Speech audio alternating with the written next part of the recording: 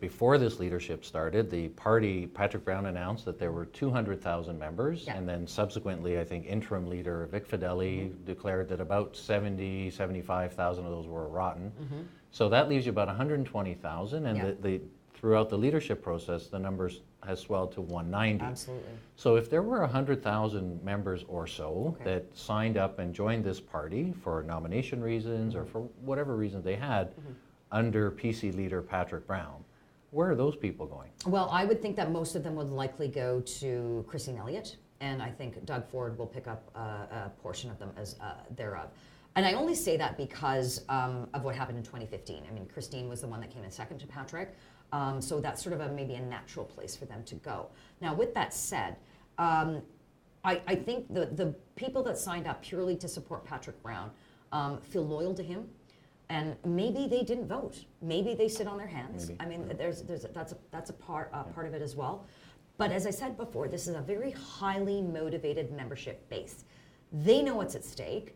I honestly think that the membership has a better sense of what's at stake than maybe the four leadership candidates do. You know, the future of this province. So they do want to get out there. There's a lot of people that don't like what happened, Patrick. They don't like how it unfolded. They don't like any of how he was treated. So some of them would be ticked off.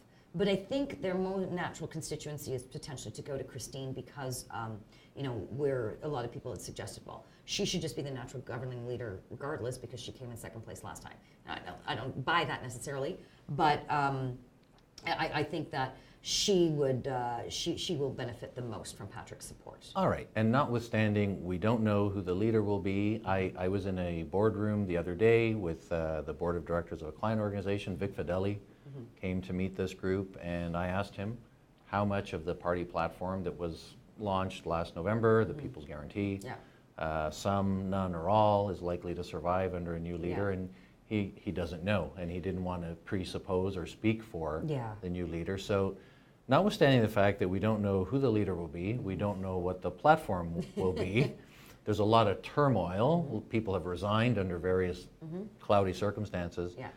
The most recent polls tell us that a good number of Ontarians want to see that party form the next government, which is, to me, a little bit mind-boggling because you don't know what you're getting. You don't know who you're getting, you don't know what you're getting, and yet some of these polls in the last few days have them up at 48, 49, even 50%.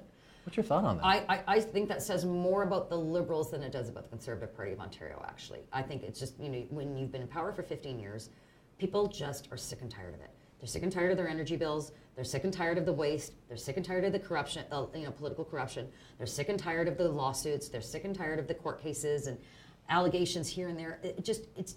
Ontarians in general just want to move on.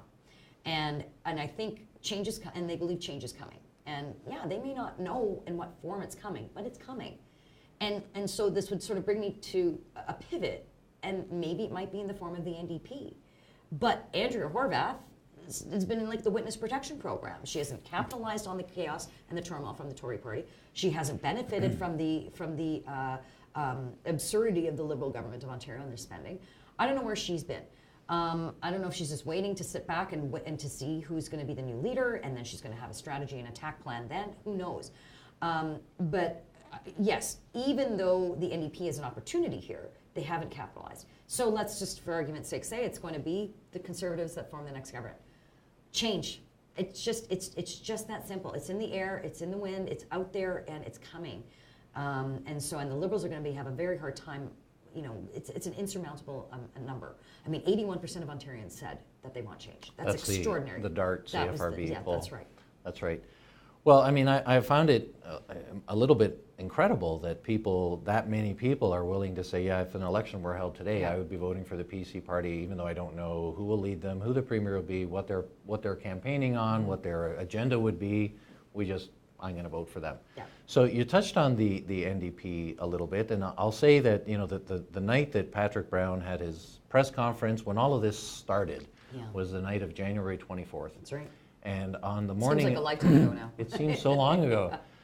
On the morning of the 25th, there were some pundits and people that I talked to who said the big winner, with that problem happening in the PC party, a Liberal party where the Premier's own popularity numbers are not very high, that the NDP would be the big beneficiary of all of this turmoil. It hasn't planned out No, at all. it hasn't.